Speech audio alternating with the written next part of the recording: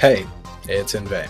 I said I probably wasn't going to make another video on this topic, but Mr. Software himself decided to clarify his points in a way that made me disagree even further. I'm not going to go through every single part of his video because most of it is not relevant to the points I want to discuss. I'm going to briefly show the portions I disagree with, explain my disagreement, and then move on. As a disclaimer, I have edited the source video to make it shorter. Any specific phrasing you may disagree with may be a result of my editing, so before making a judgment, please view his original video as well. With that out of the way, let's get into it, as he would say. The first thing I take issue with is this point. Yes, I should get the server binaries so that I can go and make private servers for this. But that doesn't make a lot of sense in the real world. Let's say that I want to monetize that game, but you don't allow monetization of the game by any other party. This makes sense because most creators don't allow for that. You can't just take someone else's art and profit off of it. So I hit you with a ton of bots. I hit you with a ton of exploits. I attack your community. I destroy your Reddit. I go after your business. I go everywhere that I possibly can to make this cost as much as it possibly can for you. And let's say that this goes on long enough that your game dies because you can't afford it anymore, and your studio has to shut down. At end of life, you now have to release those server binaries to keep the game in a functional playable state. At which point I take those, I create a private server, and I monetize it. His argument is that bad actors could drastically impact the operation of a company to the point that they need to close their live service, which would force them to release their server binaries to the public. I can't say that this is totally impossible, but I also kind of doubt it would ever happen in practice. Mr. Software says that the aim behind these attacks would be to get the server binaries so that these bad actors could run their own paid private servers. This doesn't make sense, in my opinion. The first point I want to bring up is that if the tools to host private servers are available to the public for free, there's no incentive to go to someone's monetized private server over just hosting your own or using any of the available free options I'm sure would exist in this hypothetical situation. It would be a kind of baffling business decision to bank all of your hopes on an existing player base moving to your private servers and then paying you, especially after intentionally killing the game to create said private servers. The second point I would like to bring up is that if people can't monetize their server hosting during the game's lifespan within the license provided to them by the developer, then they probably would not be legally allowed to monetize these theoretical private servers either. Mr. Software did address this point briefly, and I'll let that clip play now. Said, well, simply don't allow monetization of the server.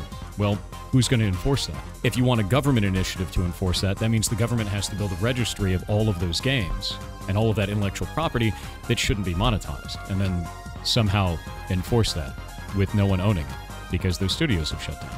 Is that just able to be monetized now? The answer to his question is no. It's not free to monetize just because the original developers closed their doors. There's still a copyright holder who still owns the intellectual property of the game. The government initiative to enforce that is copyright law, and the registry is copyright.eu. I can't say who the rights owner would be in any individual scenario, but in most cases it would probably be the publisher of the game. And this scenario gets even worse if you do allow monetization, because now I can just kill off your company and then monetize the server and no one will ever come after me. Now it's even more of a problem. So allowing monetization of this work is strictly worse. I don't think monetization would be allowed if this initiative were to pass. That's all the thoughts I have on that last clip. The last thing I take issue with is this. But I would argue that this isn't actually preserving these games. Social games, such as, let's say, Apex Legends, require a number of players to be in the match at the same time so that you can have an experience that is only able to be obtained through lots of players interacting. How many of you have felt negatively when an MMO dies, or when a live service game dies? Oh, dead game. There's only 5 people online, why would I play that? You want to take down these live service games, put them up on a private server, and then play it with a couple of people. Yeah, you're goddamn right. That is what I want to do. I don't agree with this statement at all.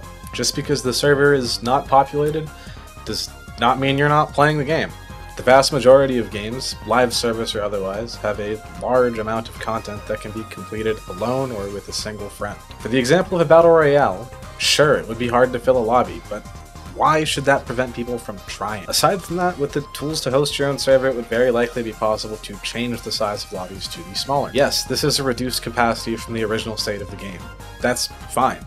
I will always prefer having a hard time finding a game to not being able to ever play that game again. And on the subject of dead games, it's a buzzword. The only requirement in my eyes for a game to be alive is to have enough players to fill a lobby. There's also nothing stopping a dead game from being revived if the player base is dedicated enough and the tools are available to. I have personal experience with this, seeing as how my entire channel is based around reviving a dead game so that it can be played with the 4 weird nerds who still like it.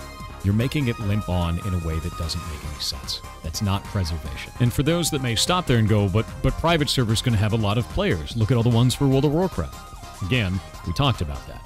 It opens up a route for abuse to the developers, so that is not a solution. And I've already touched on why I think private servers are fine and not a significant risk to the developer, so I won't rehash that discussion here. I just want to reiterate how much I disagree with the notion that because there aren't a lot of players, the game is not preserved. The goal of preservation is to allow the thing you are preserving to be used in the future, not to lock in the exact aura of nostalgia you got from playing with all your friends. It is impossible to recreate the feeling of a full server for a game. That feeling of a full server is not the game, and the game can still exist without it. Arguing that software can't be preserved properly or is not preserved properly because it's hard to find a match is ridiculous in my eyes. The social aspect of the game is not the entire game, even if it is a significant portion. I think that if you're going to buy a live service game, you shouldn't be told you're buying the game. You shouldn't be told that you're purchasing the game. You should be told explicitly that you are purchasing a license to that game. If at point of sale it says specifically, there's specific language stating that you are either leasing or purchasing a license or anything along those lines, that you're not actually buying the game directly, I think it would go a long way to informing consumers of what they're doing and protect them from some of these business practices that they didn't realize they were engaging. That makes a lot more sense to me than force all developers to leave the game in a functional playable state. I partially agree with what he's saying here. I think that it should be much more clearly marked that you are buying a license. What I don't agree with is his assertion that consumers don't know that they're buying licenses. I think most consumers are well aware that they can have their access to their games revoked for breaking the terms of service.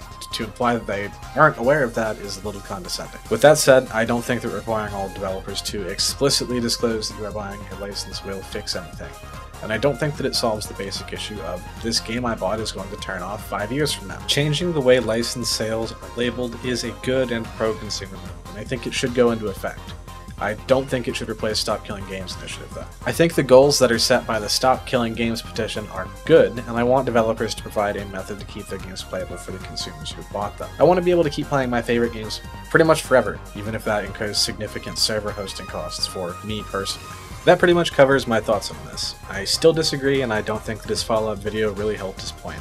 In my opinion, the things he brings up are very unlikely to happen, and I just flatly disagree with his thoughts on game preservation as a whole when it comes to live service games. If you like this video, subscribe. I said I wasn't going to do more of these, and I don't plan to do any more, but it seems like I ended up doing another one, so maybe I will.